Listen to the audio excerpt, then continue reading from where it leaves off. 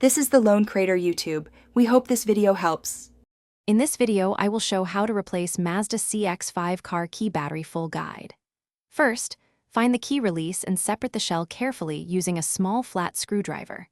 Remove the old CR 2025 battery with gentle prying and note the battery orientation.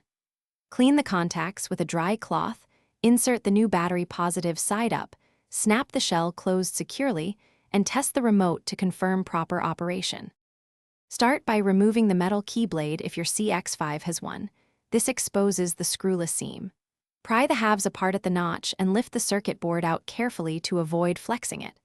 Slide out the old CR 2025 cell, note the plus orientation, and seat the new battery firmly in place. Reassemble the fob halves until they click, reinstall the metal blade, and verify the remote locks and unlocks the car. Quick recommendation: if you spend time working on cars, stay hydrated anywhere with the Owala water bottle because it keeps drinks cold during long jobs and fits cup holders.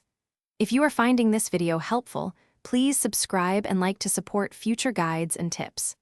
Check the description for the product link and other deals, then pick one up if you want. Now let's get back to the video. If the key fob does not respond after battery replacement, inspect the battery contacts for corrosion and clean them gently with isopropyl alcohol.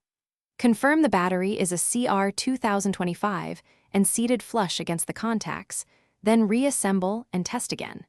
Sometimes locking and unlocking the driver door with the physical key helps re-establish communication.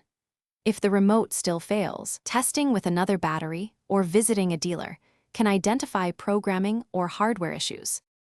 Thanks for watching. Consider subscribing if we helped you.